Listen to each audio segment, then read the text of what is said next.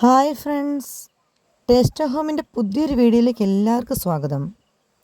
അങ്ങനെ തിരുവോണമായി.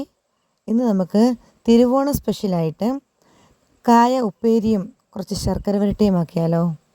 അതിന് ട്രഡീഷണലായിട്ട് ഉണ്ടാക്കുന്ന രീതി ഞാൻ കാണിച്ചു തരാവേ. അതിന് വേണ്ടിയിട്ട് ഞാനിവിടെ ഒരു 1.5 കിലോ വാഴയ്ക്കയാണ് എടുത്തേക്കുന്നത്. ഈ വാഴയ്ക്കയുടെ പൊളിച്ച് കഴിയുമ്പോൾ കുറച്ച് സമയമൊക്കെ കാറ്റൊക്കെ കൊണ്ട് കഴിയുമ്പോൾ അത് വേഗം കറുത്തു പോകാൻ ചാൻസ് ഉള്ളതുകൊണ്ട് ഒരു പാത്രത്തിൽ അത് നകക്കെ വീഴാൻ കണക്കെ വെള്ളം ഒഴിച്ച് അതിലേക്ക് ഒരു 1/2 സ്പൂൺ മഞ്ഞൾപ്പൊടിയും കുറച്ച് ഉപ്പും കൂടി ഇട്ടിട്ട് വെക്കാം. പിന്നെ നമ്മുടെ കയ്യിൽ കറയൊന്നും അധികം പിടിക്കാതിരിക്കാൻ കുറച്ച് വെളിച്ചെണ്ണ നന്നായിട്ട് കൈ രണ്ടേലും തൂത്താൽ ഉള്ളി വാഴയ്ക്ക പൊളിച്ചെടുക്കുമ്പം ഒട്ടും കറയൊന്നും നമ്മുടെ പറ്റില്ല കേട്ടോ. ഇപ്പോൾ ഒരു വക നന്നായിട്ട് മൂത്ത കായാണേ. ഇതിങ്ങനെ 2 സൈഡും ഒന്ന് കളഞ്ഞിട്ട് നടുവേ ഒന്ന് വരഞ്ഞിട്ട് നമ്മളിങ്ങനെ 2 കൈ കൊണ്ടും പൊളിച്ചെടുത്താൽ മതി. കത്തിയൊന്നും ഇനി ഉപയോഗിക്കണ്ട. 2 സൈഡിൽ നിന്ന് ഇങ്ങനെ അടർത്തുമ്പോൾ നമ്മുടെ കായ നന്നായിട്ട് തൊലി പൊളിഞ്ഞ് കിട്ടും.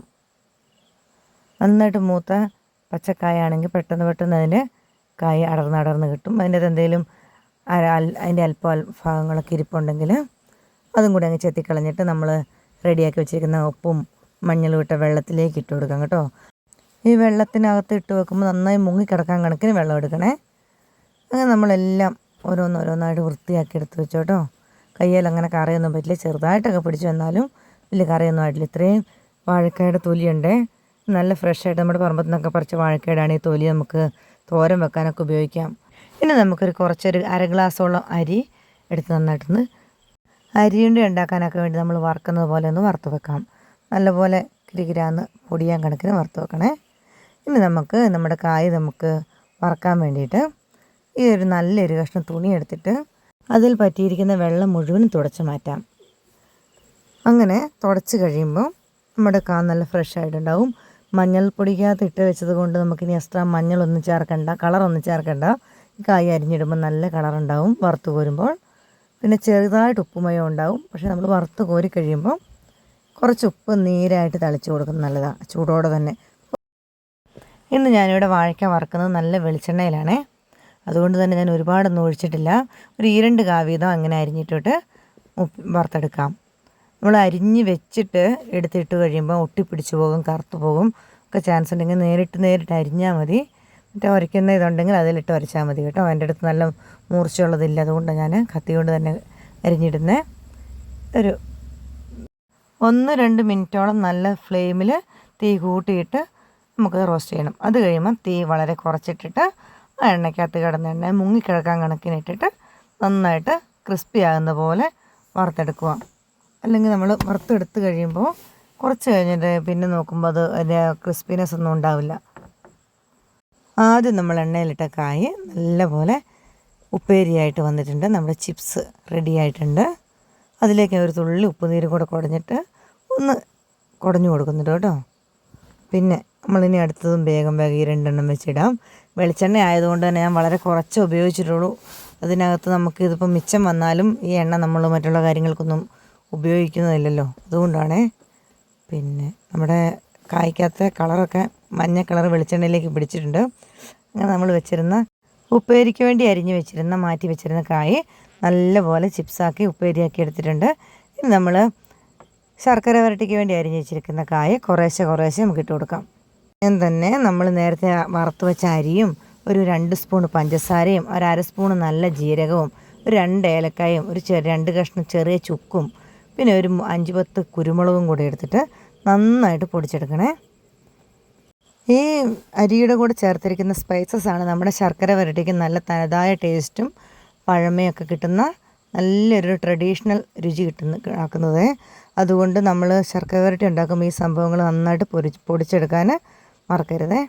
പിന്നെ നമ്മുടെ കുറേശ്ശെ ഇട്ട് നമ്മുടെ ചിപ്സ് ബാക്കിയും കൂടെ വറുത്തെടുക്കാം.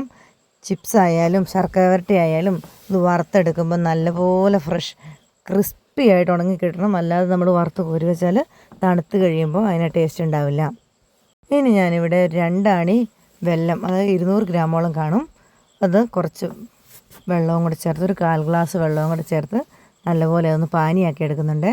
ഇത് ഈ ഒറ്റനൂൽ പരുവം എന്നൊക്കെ പറയുന്ന പോലെ ഒരു നല്ല തിക്കായിട്ട് വേണം. നമ്മൾ കയ്യിൽ തൊട്ട് കഴിയുമ്പോൾ പശ പോലെ ഒട്ടിപ്പിടിക്കുന്ന രീതിയിലേക്ക് ആകണം.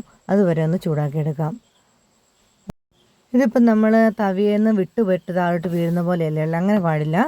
നമ്മൾ കറക്റ്റ് പാകമാകുമ്പോൾ നമ്മൾ ഇങ്ങനെ കോരി നോക്കുമ്പം അതിങ്ങനെ സ്പീഡിൽ താഴേക്ക് ചാടില്ല, മെല്ലെ മെല്ലെ വലിഞ്ഞു പോകുന്ന പോലെ തോന്നുള്ളൂ. ഇപ്പോൾ ഏകദേശം റെഡി ആയിട്ടുണ്ട്. നമ്മൾ 2 വിരൽ തമ്മിൽ യോജിപ്പിച്ച് നോക്കുമ്പോൾ ഒരു നൂല് വലിയുന്ന പോലെ വരും.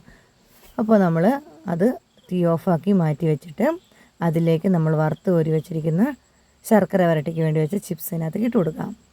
എന്നിട്ട് നന്നായിട്ട് ഇളക്കണം.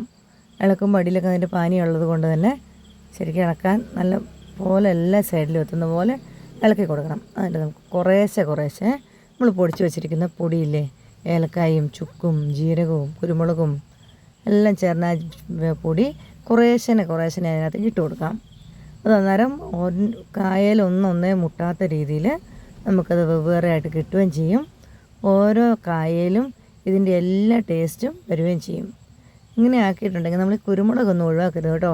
കുരുമുളകിനൊക്കെയാണ് ഭയങ്കര ഒരു ടേസ്റ്റ് നമ്മൾ കഴിക്കുമ്പോൾ നമുക്ക് കിട്ടുന്നത്. ചില സ്ഥലത്തു നിന്നൊക്കെ മേടിക്കുന്നതിന് നമുക്ക് ഭയങ്കര ഒരു ടേസ്റ്റ് അല്ലേ, അതുപോലെ കിട്ടും. ഇതിപ്പോൾ നമ്മളാക്കിയത് കഴിച്ചപ്പം നല്ല രുചിയുണ്ടായിരുന്നു. അതിനിയും അതിൻ്റെ ബാക്കി പൊടി കൂടെ ചേർത്ത് കൊടുക്കണം. ഈ അരിപ്പൊടി ഇങ്ങനെ നമ്മൾ ചേർത്ത് കൊടുക്കുമ്പോൾ നമ്മുടെ വാഴയ്ക്ക വരട്ടിക്ക് ശർക്കര വരട്ടിക്ക് അതിന് ഓരോന്നും വെവ്വേറെ വിട്ട് കിട്ടുകയും ചെയ്യും. ഓരോ പീസയിലും നമ്മുടെ ഈ പൊടിയിലെ ഫ്ലേവർ പിടിക്കുകയും ചെയ്യും. അങ്ങനെ നമ്മുടെ വാഴക്ക വരട്ടി ഏകദേശം റെഡി ആയിട്ടുണ്ട്. നല്ല സൂപ്പർ ടേസ്റ്റാണ്. ഈ ഓണത്തിന് എല്ലാവരും അത് ട്രൈ ചെയ്ത് നോക്കണം. ഇനിയും പുതിയൊരു വീഡിയോയിലൂടെ അടുത്ത ദിവസം കാണാം. വീഡിയോ കാണുമ്പോൾ സബ്സ്ക്രൈബ് ചെയ്യുകയും ലൈക്കും ഷെയറും കമൻറ്റും ഒക്കെ ചെയ്യണേ. ഹാപ്പി ഓണം.